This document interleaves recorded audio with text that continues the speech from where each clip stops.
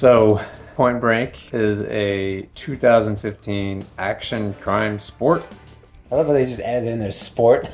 A young FBI agent infiltrates an extraordinary team of extreme sports athletes he suspects of masterminding a string of unprecedented, sophisticated corporate heists. It has a 34 Metascore, stars Luke Bracey, Edgar Ramirez, Ray Winstone, Teresa Palmer, and some other people. It's directed by Erickson Core. The budget was $105 million. Oh my god. I think it made like $1 million. Opening weekend it made $9 million. Wow. Total, $28 million. What's your history with the movies and the cast? You know, we can't talk about the new Point Break without talking about the old one.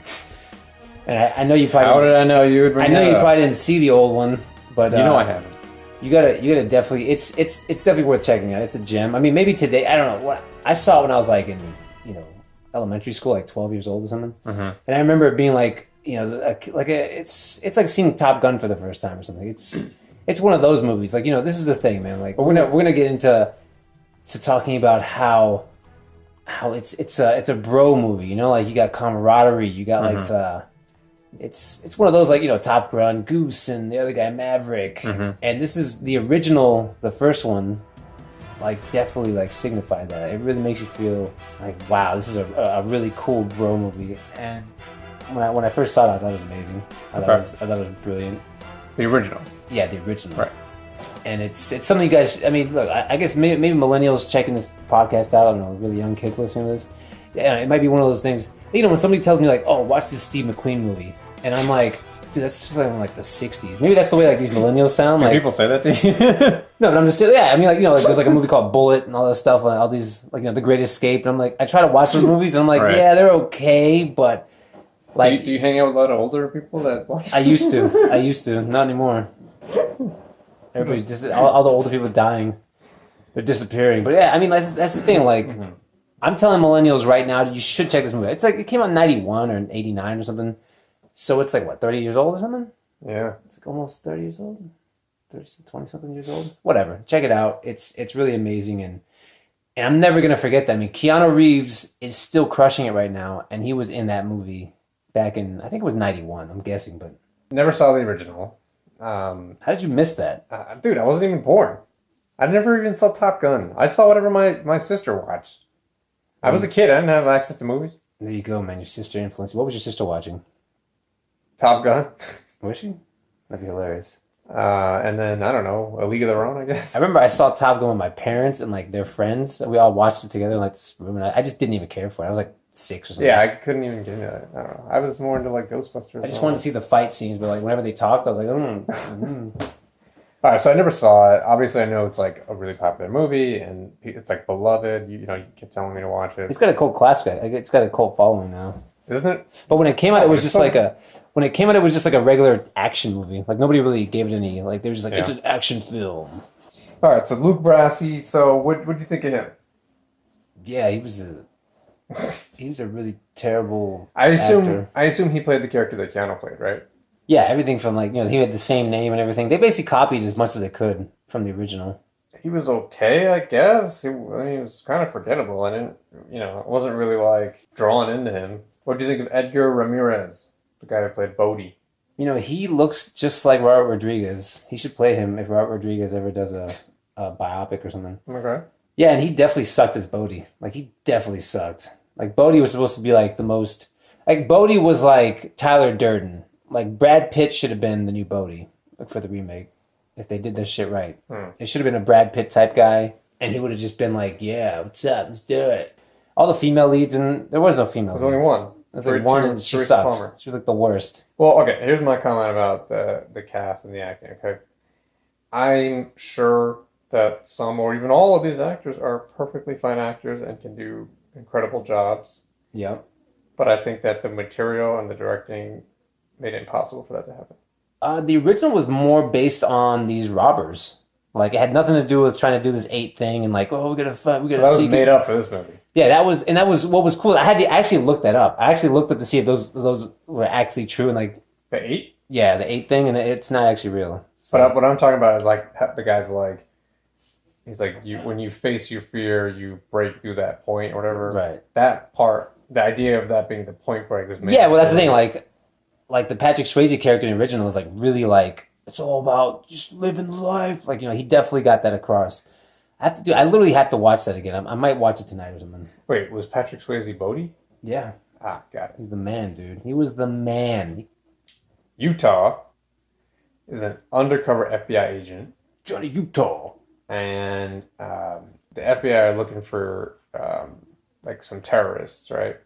And he thinks it's this group of like extreme bros who do like, they drink Mountain Dew while drinking Red Bulls while like surfing upside down naked. It was like Triple X's crew. Yeah, and they probably hang out with them. The reason he thinks it's them is because I think like their crimes closely resemble a group of or a set of activities called the Eight, which are like supposed to free you from your fears. Basically just X Games. Yeah, and so the terrorists, whatever, are led by this guy Bodhi, who wants to complete the Eight to be like free from his fears or whatever. So Luke, he gets in with these guys because he's undercover, and he thinks that they are the terrorists, and so as he gets closer to them, he starts to like enter their world and like follow their beliefs, and so the FBI's like, they're like, you're getting in too far, you're supposed to take these guys down, and now we find you making out with this girl, blah, blah, blah. And getting your dick wet, bro. Yeah, and then ultimately, they go to like blow up a mountain. I forget why. They're trying to steal some gold or something. And he reveals that he's an FBI cop, and the leader Bodhi's like, I knew the whole time. And he's like, why did you let me get so close? And he said, I forget what he said. He said something like, I wanted you to, because your stunts are still cool. Oh, what did he say? It was because love the way you ride. I don't. I said something. Don't remember what he said. Yeah, I can't remember why. I think it was because he wanted to. I don't. It was like the dumbest. It was the dumbest reason though. It was like one of those reasons where it's just like really? It was but then to make it even stupider, Utah decides to let him go and then lies to the FBI and says that they got away. And then and then in the end, so now he's Paul Walker because they needed Paul Walker because Paul Walker just died. It's very reminiscent of Fast and This Furious. guy can Paul Walker is a cop who goes undercover with a bunch of This guy thieves. could come in and replace Paul Walker. Yeah, maybe he should. They got to bring him in. Kind of like him. Yeah, he looks like a dude. They got to cut he his looks hair. just like him. Yeah. Actually, I saw a picture of him on the red carpet with shorter hair. It looks like Paul Walker. Dude, anyway, it's gonna happen. So they're gonna merge both of them. So in the end, now I don't know if I really understood the ending, but this is my understanding of it. So in the end, I think the whole group essentially dies except for Bodhi, who finally goes after the final task of the Eight, and Utah confronts him, and it's basically they have to like ride some big wave or something. It was like, dude, I'm telling you, man, and that was. Let me finish the plot. Oh yeah, we can get into it. Okay. So Bodhi rides the wave and then disappears. I think he dies. I think he got what he ultimately wanted, like because he didn't fear death or something like that. And then Utah is kind of just like, okay, what do I do now? And then the very last shot, he's on top of this mountain, which I think is supposed to represent some mountain that he was afraid to snowboard down. And then he basically just takes off and the movie ends. So I think it's like he's supposed to have had some kind of arc. Like he grew as a person because he faced his own fears or something. I'm not really clear. Yeah, they tried to add in so many different things in this movie that they just didn't even know what they wanted. Like they tried to use everything from the original. And then they tried to throw in all these other things. I mean, so at the beginning of the movie, he's with his friend and they're like doing some like crazy motorcycling, and his friend tragically dies. Right. And he's like an X Games superstar, but then because his friend dies, like he decided to join the FBI, and they kind of just threw that in there. I was just like, "Oh, is that why? I thought he was already in the FBI." No, he decided to join because he was traumatized. It was traumatic. It's so traumatic for him. Yeah, because he was a successful X Games guy. He was making mad money. I didn't really get that. Okay, I got it. So he joins the FBI, and then he's all just like going through the ranks, and all of a sudden, out of nowhere, because he has that cool idea that it might be like these X Games, they're like, "All right, cool, we'll take you out of training, and then you can just, go on this." Is that what happened? Yeah, dude, it's hilarious. So Yeah, it was How like do really. you? How do you? That's such a ridiculous leap. That He's like a rookie, and then they're just like, yeah, we're just gonna throw you in there, and if you mess up, then it's your fault. well, not just that, but like, how do you draw the conclusion that these X game extreme guys are the terrorists? I mean, Because I he could, knows, because he's an X right, game right, right. guy. That's what I was gonna say. I could understand because he's a former X game guy, but how like convenient is that? He just happens to be a former X game. Right, he's like, I can infiltrate because I know how to do the same things they do. It's ridiculous. They're like, okay, we need. It's that. exactly like Paul Walker. He's in the FBI, Yeah. and his special talent is he Exactly. can race cars. Like, what the fuck? Yeah, so the plot of this is just basically they took like every theme that they could. They took it from Fast and Furious. They took the original. They basically butchered the original, and it's just a shame. I mean, the 8 thing was pretty cool, but the way that they tried to get through all of them towards the end, like when they climbed that mountain. Remember when they climbed that thing? They climbed like in 10 minutes. I was like, dude, you know how hard it is to climb a mountain like that? It takes you like half a day if you're a really good climber. Okay, yeah. So the best thing about this movie, the best thing is the way that they shot it. Like, I don't know what kind of cameras they use, but like the way they did the coloring and like the whatever 4K, however it looks. I saw it like in 720p, but it looks really sharp. Right. Like in like I like the darkness of the colors. They're kind of darkish. It's not a really bright movie, but I mean like it's still colorful. Like you got these like really dark greens and blues. It definitely looked very good. It looks visually impressive, appealing. I remember I was reading about it, and it's basically this director that shot a bunch of these like cool sports scenes, and then they threw the movie in all around those scenes. So like the guy basically is like, yeah, I'm gonna go around and film all these awesome, because like dude, there's a lot of really cool visuals, like the motorcycling shit. Yeah, like that shit looked amazing. I was like, how did they get the camera to do all that? Like even when they're snowboarding, just any type of like extreme sport that they were filming, it looked really interesting. Like you could, the best thing about this movie is you can literally just YouTube like Point Break scenes and like just watch all the sports scenes that they did, because those aren't that bad. But whenever they talk, whenever they have like an actual plot, like like, oh, we're gonna move the story along, like the movie just tanks. Like it sucks. The original seems like it's a drama compared to this movie. really? Like the original just has Is there not as much action? No, there is, but like it just seems like it's more of like a serious movie compared to this. And the original wasn't supposed to be serious. It's supposed to be like a straight up like like a robbery movie, like just a heist movie. Isn't it serious? Yeah, I mean it's serious. It's rated R. Like they're shooting each other, people die and shit. There's like blood. The other big thing that really irked me was that like everybody just seemed so plastic. Like it just seemed like everyone was just like, hey, we're cool too. Hey. And like the team that they had and stuff, like there was just no camaraderie. There was no connection. Like they're all like supposedly like brothers, and they rob stuff together, and like you didn't really know that. You didn't really feel that. You felt that they were just like that they didn't even know each other. Like that's what I could tell. Dude. It just seemed like they just couldn't get that across. I was just disappointed in the fact that Point Break supposed to be about guys coming together, supposed to be about brotherhood, and they just failed. Point Break, the original, was directed by a woman called Catherine Bigelow. She did The Hurt Locker. Yeah. And she's a phenomenal director. She does a lot of decent movies and stuff.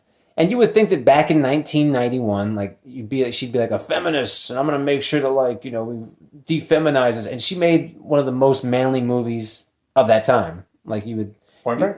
Yeah, you would have thought that it was just like a regular Top Gun manly movie. Okay. And this movie, directed by you could tell this guy's an extreme sports director. You could tell he's done his homework. He just seemed to just shit the bed when it came to like the script and like trying to show these characters and these actors as like in a really masculine way. I felt these guys were emasculated. I felt they were just like pussies. Besides doing all these crazy stunts, like other than that though, like it looked like they never left home. It looked like their mommy was still like making them grilled cheese sandwiches and shit. So yeah, that was a visually stunning movie. Awesome the way that they filmed it. The cinematography was just top notch. There were times where I'm just like, how'd they get this camera there? Like, how did they do that? Like when you literally start asking shots, that, some of the shots are amazing. So good job on that. But other than that, like the movie just fails. Like it's not a good beginning and ending movie. So I was talking about like the Fast and Furious and like those overly dramatic movies. Yeah, because you saw Fast and Furious, you didn't see the originals, so you immediately connected this movie to like, oh, this is Paul Walker right there. What the hell? Boom. Let me talk. What's up, baby? Those kinds of movies, like that style, I hate it. Right. I watched, I think it was Fast and the Furious 7 or Furious 7 or whatever the hell it was. I couldn't stand it. Right. I hate that, like, overly dramatic bullshit. Family, global family, the overacting, the flat, superficial characters, no depth to them. I hate it. So I was watching this movie, I was bored out of my fucking mind. I don't care if they went to Africa or the fucking Antarctic. It was so boring. It's so, oh my god, superficial. Yeah, it's funny. They traveled They didn't do it at all. They traveled a lot, and like you still didn't care. Yeah, there's all these amazing, visually stunning places. Yeah, the movie's so boring. It's so true. And it's, hold on, what's the word? Like, I could not get invested in the movie because it was so boring. I didn't care about any of the characters. I didn't care about the plot. It was cliche. It was fucking stupid.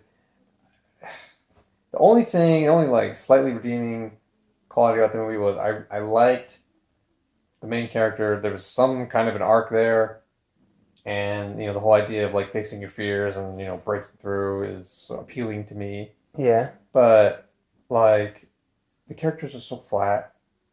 Everything was so like the plot was just so.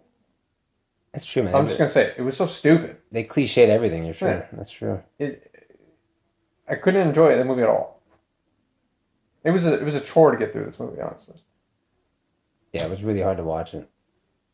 Good job, good pick, by the way. Like I would look up and like see like the scene happening, the action scenes, and I'd be like, oh, interesting. Oh. Well, here's the thing, okay? Look, you can have a great action scene, but if you're not invested in the characters, It doesn't matter. yeah, it's like you stop caring what happens. yeah, It's like, exactly. Why would you care? hope a shark comes out and eats him. It's like the prequels, the Star Wars prequels, right? Great action, right? But if there's no motivation for the characters, Yeah, it was just, or you don't care about the characters, it's plot. boring. the script was just dead. Yeah. So, okay, here's the critic consensus. Loaded with dazzling action but bereft of purpose, the Point Break remake will be remembered as the first film to make audiences pine for the simultaneous presences of Keanu Reeves and Gary Busey. Yeah, exactly. So what's funny is when I look at the Rotten Tomatoes reviews, there's not a single positive review. It's all rotten. What'd they say? Tom Russo from the Boston Globe says, for all the adrenalizing positives in this reworked Point Break, inadvertent silliness remains. Soren Anderson from the Seattle Times says, a remake that ought not to have been made. I don't know how to say this guy's name, but from the AP Club, boldly reimagining Captain Bigelow's cult favorite as a movie where absolutely nobody seems to be having any fun. Yeah, The new Point Break drops the original zen-like balance of macho mysticism and camp in favor of dour humorlessness. D+. I tell you, man, the characters just had nothing interesting to say, and it was just like, how do we get from point A to point B? Let's go. We're gonna move, and everything's flat. It's just it was like such a flat movie, man. James Berardinelli from Real Views said, gave it a 50. He said, unless you're a fan of extreme sports photography, the 2015 Point Break lags behind its predecessor in most areas. Elizabeth Kerr from The Hollywood Reporter. Erickson Court's Point Break strips the silly fun and relatively straight-ahead narrative from the original for a humorless, if photogenic spin on extreme crime. Brad Wheeler from the Globe and Mail, Toronto, says, Bodhi in Sanskrit is short for being of wisdom. In Hawaii, Keanu means cool mountain breeze. And in Hollywood, Point Break means never having to bother with a plausible plot. When you watch the original, you're going to be like, oh my God, they fucked up so bad trying to like recreate the scenes from the original into this one. Because they did a lot of them too. And like they just didn't work. And it just made it even cheesier. And you can just tell they were just like, all right, ready? We're going to copy this. Ready and go. So, let me ask you a stupid question. Is it really that bad? It is indeed. Yeah, I think it's super bad. It doesn't. Goes without saying. This is what's really interesting. Like, I love technology. I love like really cool camera shots and really cool, like best lenses and like it makes for the best image. But in the end, man, like none of that matters. And I always have to remind myself that I'm like, damn it. This guy probably had the best equipment ever, and then like the shittiest story, and it's not gonna matter. Hollywood needs to stop making remakes. Just stop. Just don't do it. There should be like a clause. Like they're remaking it. That does not look good. I really want to watch the original now. I gotta track that down. So I don't think there's anything else to say. Just a bad movie. It sucked. I hated it. It was a shitty. Dude, my biggest thing is like, dude, just just like bring back the broness, bring back how to make people like feel like, dude, I want to have a group of guys that I go out and surf with. I did not want to go surfing after this movie. I did not want to go do anything. Did you want to after the original? Yeah. At the original, I was like, holy shit, man, I gotta find some friends. I gotta get together with some guys. We gotta go surfing. And they had like the coolest scenes, like that yacht scene. I was like, how the fuck did they shoot that? Yeah. The yacht part, I was like, this looks insane. Like, did they blue screen it? Is that actually real? Like, dude, they had all those people out there. I was like, dude, are people like actually out there? Are they gonna die? Is it gonna like just? It looked like a really cool scene, and then like it was just nothing. It was just a joke. They had such a great chance, man. They could have really like made this like an iconic thing for the next generation of millennials, whatever, and been like, get out there, man, go surfing, go skateboarding. Like, no, kids see this movie, they'll be like, all right, I love my Xbox, I love my PlayStation. I don't want to do shit. I'm not gonna go surfing. I'm not gonna go skiing or skateboarding. They really had a chance, dude. They really messed up, dude. Shame on you, Hollywood. Shame. All right, do we have another movie for this? For next week? Yeah. A Night at the Roxbury. Really?